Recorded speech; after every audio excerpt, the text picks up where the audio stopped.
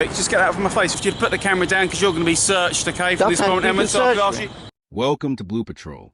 Here, we break down real encounters between the public and the police, looking closely at the law, the conduct, and the context, so you understand your rights, their responsibilities, and exactly where the line is drawn. Big thanks to User One for allowing us to analyze and discuss this audit. Make sure to check out his channel, subscribe, and show support by liking his videos. You'll find his link in the description below. In this situation, User One is standing outside the MI6 headquarters in London, doing something thousands of tourist pedestrians do every year, filming one of the most photographed buildings in the country. But the moment officers notice him, the atmosphere shifts. Instead of starting with a simple conversation, they immediately approach the situation as though it already requires policing. What follows quickly escalates, with officers leaning on powers that most people wouldn't expect to see used in a moment like this. Before long, the encounter becomes less about what User One has actually done and more about how far the officers are willing to push the situation. Hello, I've just had a report from two members of public. Just get that out from my face. Back a little bit. No, I've had two reports from two members of public saying that you've been here. They think your actions have been quite suspicious, videoing the security centre area on the right-hand side there. Could you tell me what your business is here today? I'm just testing my camera. You're testing your camera. So the reason, obviously, we're speaking to you today is, obviously, at the moment, the counter-terrorism level is quite high. Do you realise that? Did you realise that was a question? There hasn't been an attack for a few years now, no? No, but the threat level is still considered to be quite high. It's generally quite on the news, but if you're not, I've just educated you the fact that it is. Yeah, cool, okay, man. You understand that. Cool. And obviously some of the tactics that these people employ, unfortunately, is sort of reconnaissance. It's much what you're probably doing, taking some form of video footage I'm not doing reconnaissance. on cameras. Okay, but you can understand that your actions at the moment do look like that. Do you understand that? I understand that you think that, yeah, but it's not the fact. It's not the truth. That I haven't got any sinister intention. Okay, cool. What's your name, please, buddy, so I can just confirm who you are? I'm not prepared to give my name. Well, if you can allow me to confirm who you are, then I can establish your identity, and in which case, after that, then I can confirm the fact that you may or may not be obviously doing what you're doing reasonably. Even after User One calmly explains that he's simply testing his camera, the officers don't slow the interaction down. Instead, they immediately move to the familiar justification of the current counterterrorism climate, raising concerns about reconnaissance. That's a serious label to place on someone pointing a camera at one of London's most recognizable landmarks. The jump says a lot about the mindset behind the stop. A building photographed daily by tourists suddenly becomes suspicious simply because someone reported that a person looked unusual. Rather than verifying whether behavior actually matches the claim, the focus quickly shifts to obtaining User One's personal details. Not because a specific offense has been identified, but because collecting those details could later justify the stop itself. Because if you don't confirm who you are, then that's going to put some doubt around your identity, in which case that's going to start to make me a bit more suspicious about your actions, about what you're doing here today. However, if you're willing to give me your name and I can identify who you are, then we can take a step forward about what you're doing is reasonable or not. So, one, can you give me your personal details, and two, do you have any photographic ID, please? I don't have any photographic ID, and I can't give you my details. I'm in a public place. I'm going to explain it just one more time for you, okay? Yeah, okay. So, obviously, your actions have been reported to me by two members of public. It's deemed to be suspicious. I've told you around, obviously, the threat level in terms of terrorists at the moment is quite high. I'm not a terrorist. So, I'm telling you that's the threat level. I'm not saying whether you're a terrorist or not. I'm also telling you, obviously, your actions around one of the main security buildings in London is also deemed to be suspicious, and an easy way for me to establish whether or not what you're telling me is the truth would be to establish your identification. So at the moment, you're making me a lot more suspicious and starting to sort of ground up a few more grounds of whether or not I think what you're doing is reasonable or not. I'm not doing nothing wrong. I'm in a public place. I've got no sinister intentions. I understand what you're saying. This looks suspicious. I'm not prepared to give my name. You're not prepared to give me that? No, and I won't change your mind either. So you can do what you want. Why is that? Well, I told you why. Because I'm in a public place and I'm doing nothing wrong. One of the most striking aspects of the interaction is how the officer begins treating privacy as a red flag. User One choosing not to volunteer personal information is framed as though it somehow confirms suspicion, flipping the logic of the situation upside down. In public places, People generally have the right to go about ordinary activities without identifying themselves unless a specific legal power requires it. In this case, the officer hasn't even named a power that would compel user 1 provide his details, claiming that the only way to confirm his explanation is by identifying he misunderstands how accountability works. Police powers are meant to rely on observable behavior and lawful grounds, not on whether someone agrees to hand over their name. I'm just saying I know my rights and I don't have to provide my name. Okay, mate. What's going to happen at this point? Always going to ask you to put the camera down because you're going to be searched, okay, for this moment. And so I'll ask you to put the camera down. You're going to be stopped and searched under the Terrorism Act, okay? Fine. Do you understand that? I understand. Okay. Fully. That's in your property with that name and address. Is that you? And if it's not, why have you got it? Yeah, that's me, yeah. That's you. Fantastic. Have you got a date of birth, please? You have, right? And what is your name and address, please? So I can confirm that's you, as opposed to... So what's the name and address on it? I'm telling you, that's me. I know the address on it. I'm not giving you my details. I've confirmed that's my name and address. I've gone further than I wanted to. I know the name and address on there, man. I'm not confirming it. Then I don't know that's you. If you can't... Well, it is me. Well, you can arrest me then, can't you? And we'll sort it out back at the station. It is me. I'm not telling you. Why are you being so difficult? I'm not being difficult. I don't have. I'm exercising my rights. Okay. You've got ID. It's in my bag. You can run a name check. You've got what you wanted. The moment user 1 refuses to provide his details, the tone shifts again, and the officer suddenly moves to using stop and search powers. What's troubling is the order of events. Physical control is taken first, and only afterward is the Terrorism Act mentioned as justification. Under Section 43 of the Terrorism Act, officers can search someone if they reasonably suspect involvement in terrorism. But that power isn't meant to be used as a shortcut when an argument isn't going the officer's way. It allows searches for items connected to terrorism, not a free pass to examine someone's personal documents or correspondence. As the officers continue pressing for his identity, user 1 highlights the obvious alternative. If they genuinely believe an offense has occurred, they have the power to arrest him. Some main Arabic film scripts as well. Any idea why you would have that? Bearing in mind, you've already said you don't understand what it says. You chuck that and that through intelligence as well, please, mate. Just to let you know, we are also recording, so feel free to stop because we've got it all as well. It's entirely up to you. Oh yeah, but the only difference is if I make a freedom of information request, I won't get it. I don't know what you're allowed and what you aren't. No, you're not allowed it, so I'd rather have my own documentation if that's okay. No problem at all. You're still here because effectively what we've obviously gathered is there's a piece of property that may or may not belong to you. So it belongs to me. I'm telling you it belongs to me. Just to let me finish, Sorry, I can explain to you.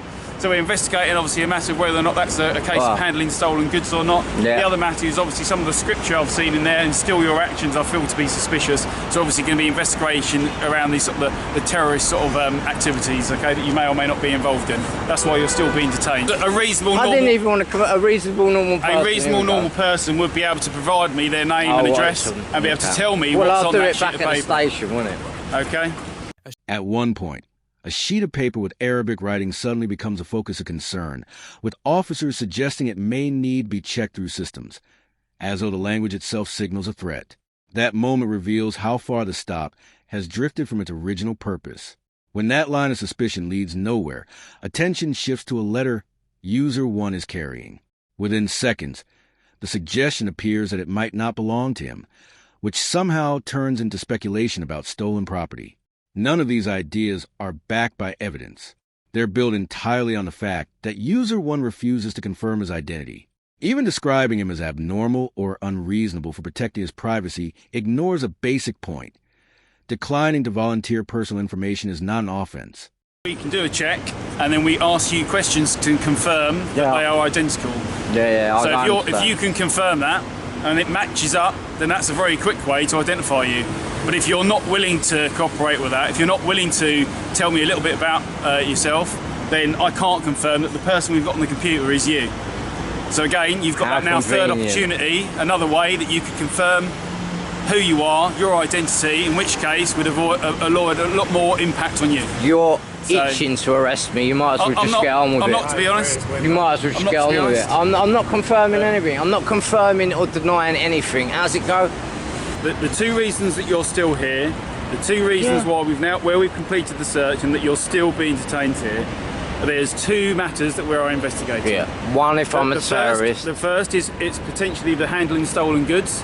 So there's a crime of either theft or handling stolen goods. Okay.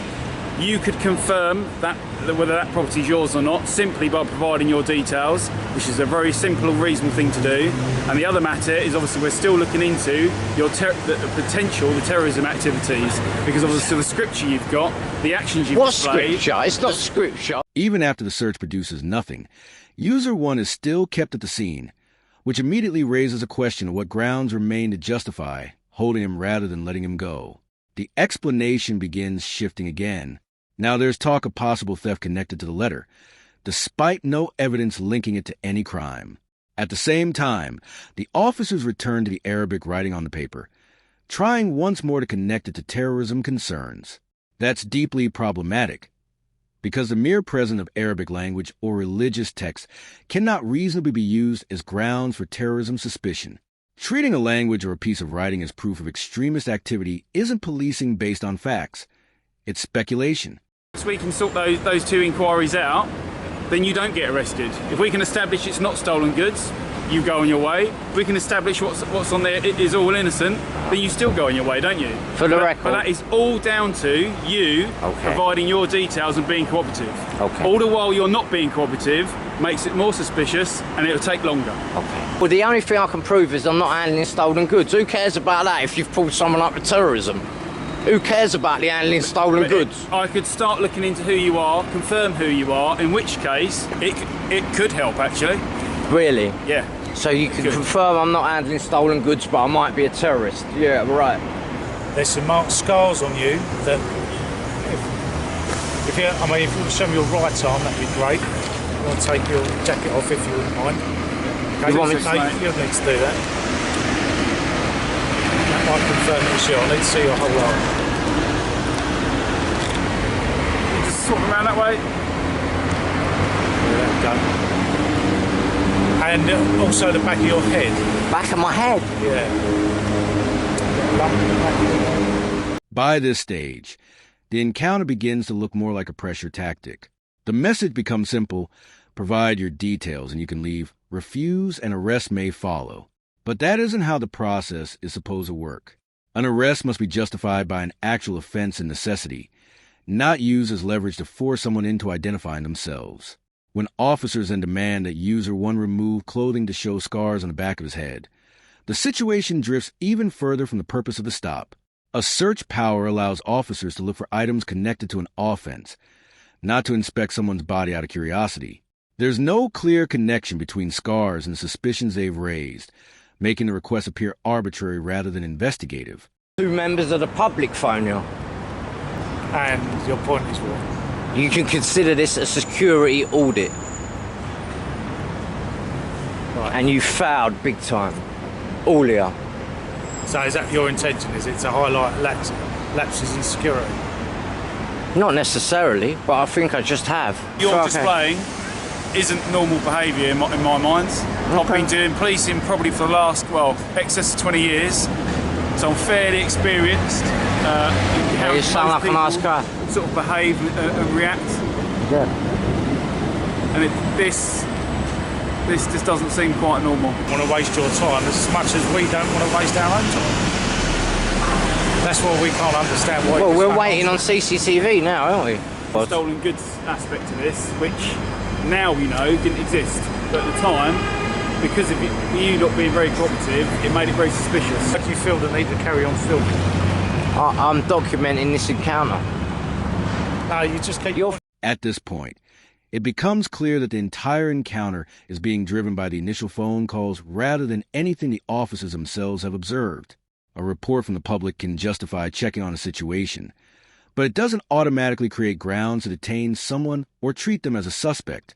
Instead of identifying a specific offense or behavior that meets a legal threshold, the officer falls back on claiming the situation simply doesn't seem normal.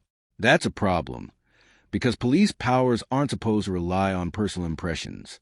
When an officer bases decisions on what feels unusual instead of what the law requires, the line between suspicion and opinion starts to blur. Even waiting for CCTV footage to see if something might appear later only highlights that uncertainty.